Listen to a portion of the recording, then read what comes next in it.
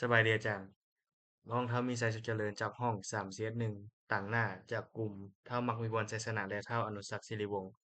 วันนี้พวกน้องจะมาพรีเซนต์บทโครงการจบสั้นการประมวลผลรูปภาพหรือว่าระบบบันทึกการเข้าห้องอัตโนมัติโดยการจื้อจำใบหน้าหรือ attendance โดยการ face recognition วันนี้ภาพรวมหรือว่าวัตถุประสงค์ระบบบันทึกตัวนี้พัฒนาขึ้นโดยใช้ภาษา C# ซึ่งจะในรูปแบบของ Windows Form App พัฒนาขึ้นเพื่อเพิ่มความสะดวกสบายและช่วยประหยัดเวลาในการบันทึกข้อมูลของผู้ที่มีใบหน้าที่จะเข้าร่วมงานในสถานการณ์ต่างๆเช่นว่าจะเป็นงานของประชุมการเรียนเป็นต้นระบบจะเฮ็ดการบันทึกรายชื่อผู้เข้าร่วมพร้อมทั้งเวลาที่เข้าร่วมโดยการรับรู้ผ่านใบหน้าที่แสดงอยู่ทางกล้องต่อไปเครื่องมือที่พวกเราได้ใช้เริ่มจากเรื่องโปรแกรมตัวนี้พวกเราใช้ Visual Studio สำหรับในการเขียนโคดต่อไปไลบรารีก็จะเป็น mgu.cv แล้วก็โมเดลพวกเราจะใช้ Hardcat Case ตัวนี้ในการจาก GitHub ในการกวดจับใบหน้า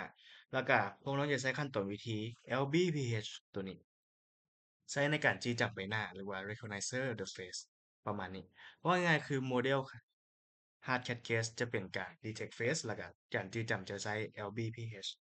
แล้ววันนี้ System Flow หรือว่าการเฮ็ดเวียกของมันเริ่มต้นพวกน้องจะให้ LBPH ไปฝึกฝนโมเดลจากโฟลเดอร์ Training Data ตัวนี้ก็จะเป็นโฟลเดอร์ที่ว่ามันจะสร้างขึ้นมาเองหลังจากที่พวกน้องเทรนโมเดลตัว LBPH นี้ไปแล้วหลังจากนั้นมันจะรับภาพจากกล้องมาประมวลผลโดยการขั้นตอนแรกมันจะเปลี่ยนภาพให้เป็นสีเทาขั้นตอนที่2จะกดจับใบหน้าโดยใช้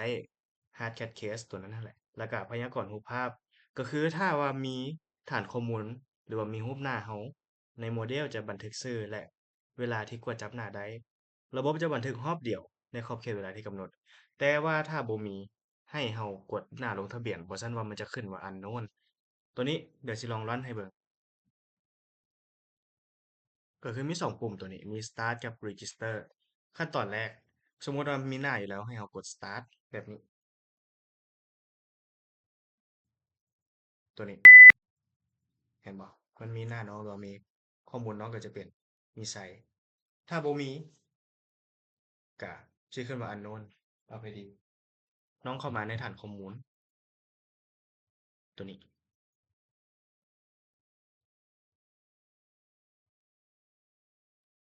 แล้วน้องลบรูปของน้องออกประมาณนี้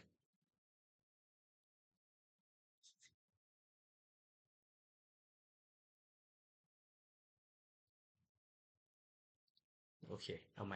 วันนี้น้องลบหน้าของน้องออกแล้วน้องสิมาลองกด start เบิ่งได้แบบนี้มันจะขึ้นว่า unknown ให้มากดหน้า register ตัวนี้แล้วก็ใส่ชื่อก็คือมีไซส์โอเคหรือไม่ก็จะแคปเจอร์หน้าเราประมาณ20รูปขึ้นไปประมาณนี้กดโอเคแล้วก็มันจะขึ้นว่ามีไซส์แบบนี้เราไม่ได้เราก็จะไปกวดว่าโมเดลมันเข้ามาหรือเปล่าก็คือรูปนี้เห็นบ่หน้าน้องเข้ามาในรูปในโฟลเดอร์ตัวนี้แล้วก็เรื่องของเวลาหรือว่าเก็บ attendance มันก็จะมาอยู่ในตัวนี้ attendance log ตัวนี้เห็นบ่มีไซส์เช็คอินตอน 14:47 นาทีก็คือเวลาตามตัวจริงตัวน้องลุมขวาตัวนี้โอเคโปรเจกต์พวกน้องก็มีแต่สำนี้ขอบใจจ้ะ